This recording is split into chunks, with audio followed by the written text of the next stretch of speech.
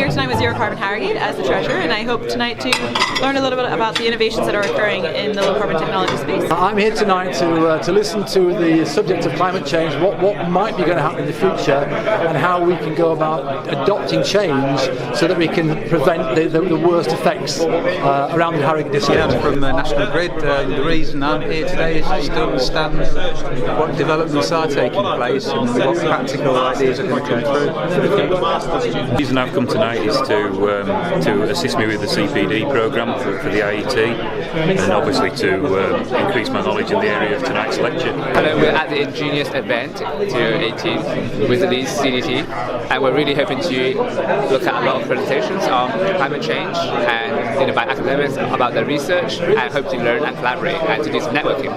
To talk about climate change and the work we do as part of the Bioenergy CDT, and we're interested on what other areas people are working in the uni and outside the uni. I work as an engineer with overhead lines, and this gives me a bigger picture of the industry. Okay. That's what I'm here basically. All right, thank you. Yeah. I'm Christine Jack, I'm from Zero Carbon Harrogate, and we're dedicated to turn Harrogate into a low carbon district. So I have an interest in the topic tonight. I've heard Mckay speak before, and he thought it was very interesting, so looking forward to it. I'm here tonight to learn how we can all help create a better world and a better environment. Thank you for coming. I'm very pleased to introduce this event, which is sponsored by the Royal Academy of Engineering and the Institute of Engineering and Technology. It's not going to be all talking at you. I want you to engage in discussions a bit later on. If you don't know me, I'm James Mckay. I'm from the University of Leeds, and I'm the manager of a centre at the University of Leeds where we do research into bioenergy. What we try and do is to get out into the community and tell the research that we do and work within the community to ensure that there's impact for the research. Yeah, guys, so I just got back from South Korea and I wanted to explain what's so special about producing one more report. I want to try and convince you that this report is a bit different.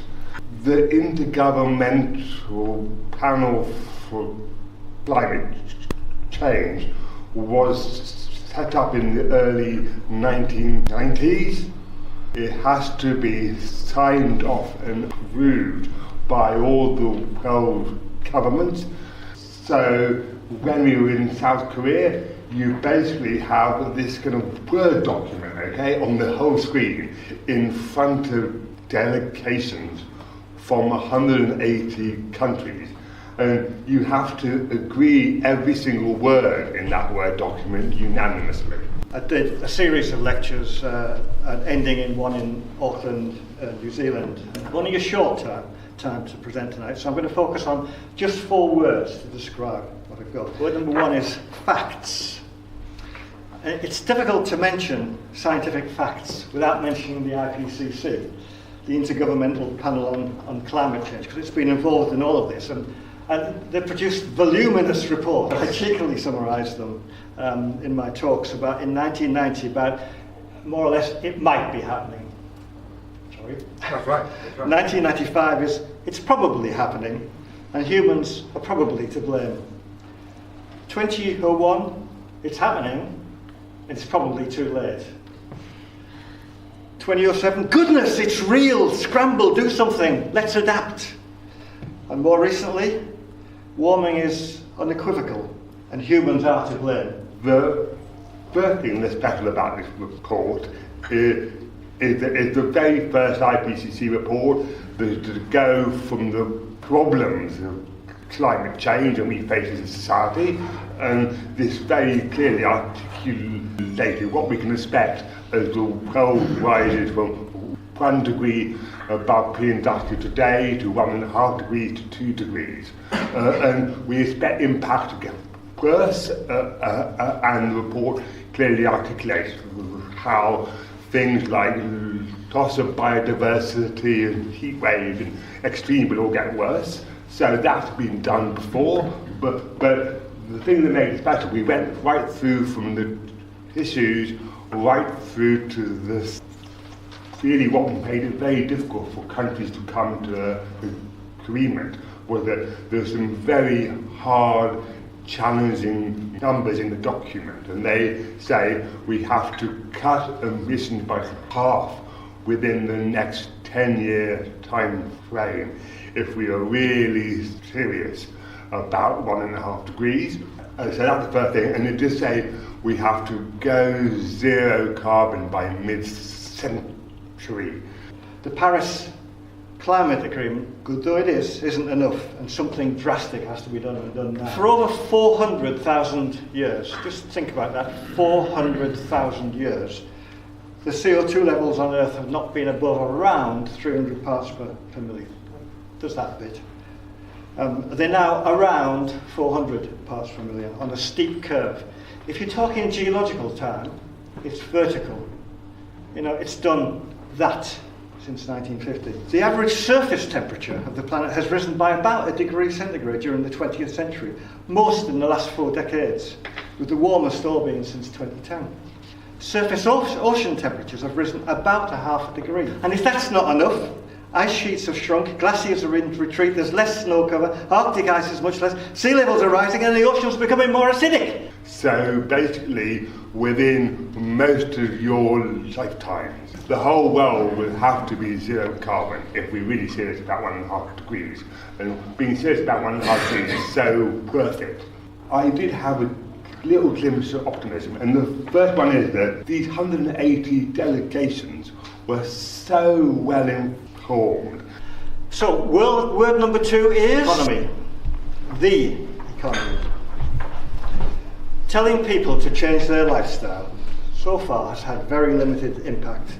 You know, the West's CO2 emissions have stabilised or reduced in some cases, but don't pat yourselves on the back, because we exported most of our manufacturing to other countries, mostly China, and that means we also exported most of our emissions to China too.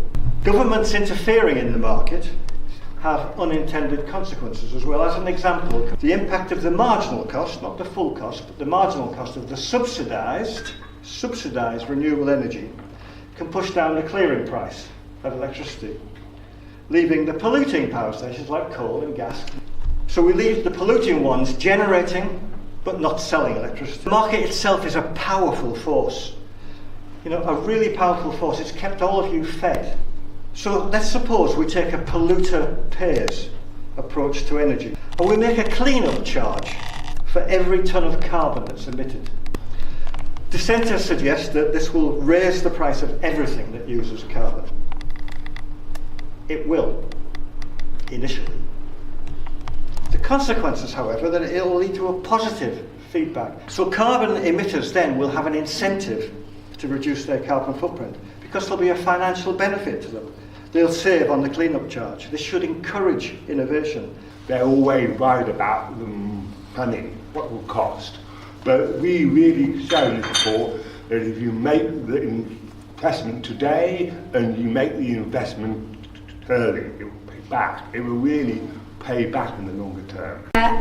Just picking up on Piers' optimism. Zero Carbon Harrogate is a voluntary group, we're a group of volunteers, and we came together just at the end of the Paris climate change talks. It's fine having these big international agreements, but what they really meant in practice was that every community globally needed to transition to a low carbon economy. So our aims are to push the district forward, with the whole of the Harrogate district we're looking at, push the district forward to getting to become a zero carbon economy.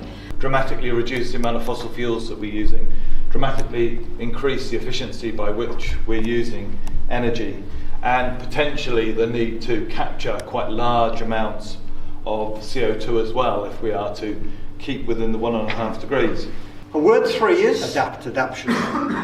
Adaptation used to be a dirty word because it kind of suggests inactivity, but we're likely to be forced into a position of adaptation if we're to achieve the 1.5 degrees reduction. We may have no choice. And you know what? we're really good at it as a species. It plays to our strengths, which is self-preservation and survival. But from my perspective, and this is not really a criticism, but it says much less about the human dimension of the change that's needed and about the people that will be at the heart of it. And I was very struck that Jemima talked about this, and I think this is absolutely central, because despite the fact that as a scientist I would like to think that facts are all persuasive in an argument, as Paul's alluded to, that's not necessarily the case. And often people act much more on emotion than they do necessarily on facts. So one of the first things that we're aware of is actually it's really important to have a vision and to cast this vision for people to see.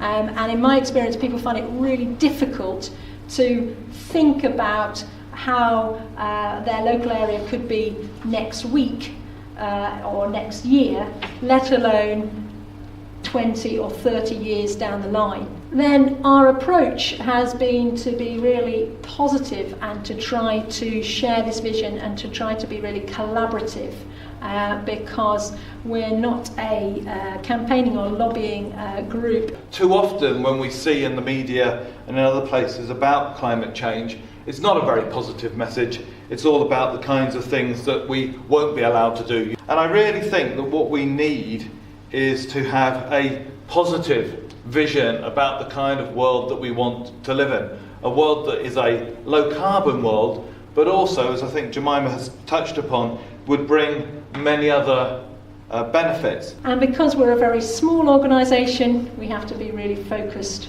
on our aims and be focused on carbon reductions. So where have we got to so far? We have 5 different working groups. So first of all, engagement.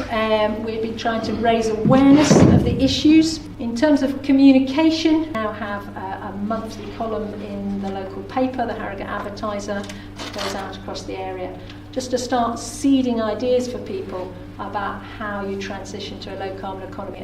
So that's all the engagement group. The carbon capture group, putting on a woodland creation conference, which was a great success in June. Then moving on to our food group, one of our members, Michelle, who's here tonight, has got a food waste cafe up and running, dealing with some of the food waste issues. And then our Transport Working Group has been faced with the North Yorkshire County Council Relief Road Review, been injecting ideas of sustainable transport and shifting the whole debate away from a relief road and towards sustainable transport. Been working with. And lastly, we have a buildings group which is just coming off the ground, and we've just had a couple of conversations with the developers who are hoping to develop new settlement at either Greenhammerton or Flaxby.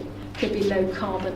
And yeah, we want that to be a low carbon world, but I think that we want that to be so much more. And if we're going to try and tackle this challenge of climate change, it seems to me to be a big shame if we don't also try and use that opportunity to tackle some of the other problems that are facing society. And word number 4, represent. Without question, we, the people, have a deficit of representation. It's becoming worse with the USA acting as a spoiler for the Paris Agreement. And many in positions of influence choose, for whatever reasons, to question the science, despite the clear signals being given by the IPCC and other scientists. We need to have, a low carbon industry, and I would argue an industry that produces the things that we really need, rather than the things that people tell us we should want. Some of these low carbon opportunities also will unleash new possibilities. So for instance, people are now talking not only about electric vehicles, but also then the ability to have autonomous vehicles. Now that might be a double-edged sword, but it demonstrates that on the back of a low carbon innovation, you may be able to have an additional innovation which wouldn't have been possible if we just stuck with conventional internal combustion engines. To affect change, we need to bring lots of people on board, and I'm very conscious that actually this is about raising awareness and building relationships so that people can change. Also, if we look around the world today, we can see that the world is full of conflict and strife, and I don't think you have to be a genius to work out that a lot of that is around natural resources, of which oil is one of the primary culprits. I don't know whether you noticed, but the full first letters of the words that I put up spell, anybody notice? Fear. Fear. But I think it's appropriate. It's appropriate not for me, because I'm not going to be here to see it. But it's appropriate for our children and our grandchildren. So what we're going to do now is we're going to have about half an hour, just over half an hour of group discussions. So I want you to split into groups, and we're going to look at the challenge through focusing on Yorkshire. Leeds University, you, Peter, to figure out exactly how much carbon emissions, methane emissions, or whole basket of emissions each person could have in an equitable world. We're not getting the message across clearly enough about what happens if you don't get this right for the next 50 years. If you don't get it right, I know you're going to be positive about this, but I think people need to know exactly what is going to happen. If you get people to interact with anything, they're interacting with plastic. Because there's been a huge push and everyone is concerned. It needs that sort of push. I think as well with the plastic thing, I think people, and I know perhaps what they do is a drop in the ocean, but I think people feel that they can, I think they feel they can do something. And what you were saying about the motorbike is like, it's not one size fits all, because I'm sitting there thinking, if you're a mum of 3, it's not going to work. But for some people, it really works. So it's like, okay, how do we, because you talk about how to engage them, I think we need to actually, if you have your marketing guy for the climate, you want to speak to people and say, what could you do? And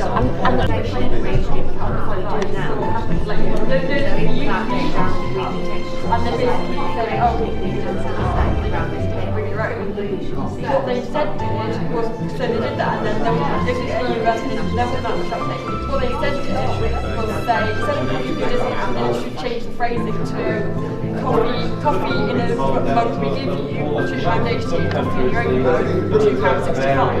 And that's it. They were giving GP discounts previously, but they literally just flipped it over. We have the eco-socialists at the back. Start off, please. Just very briefly, no more than a couple of points. So we were looking at communities from a community focus and what in Yorkshire, how can we engage Yorkshire communities, how can we bring all the community together? And we sort of our end thing was we thought about a free transport day, so have free transport in the cities and create car-free zones in cities. Thinking that the universities, there's a lot of good universities in Yorkshire, so they could be, centre to drive innovation and use students who are often quite liberal to drive kind of sustainable development in the whole idea, community. We also had quite a focus on transport, so we're thinking about local car sharing sites, so possibly on the internet or social media, so everyone can say, are you going here, and like taxi pooling, where they had in America, taxi pooling like as well, Yorkshire. and also people are driving that way.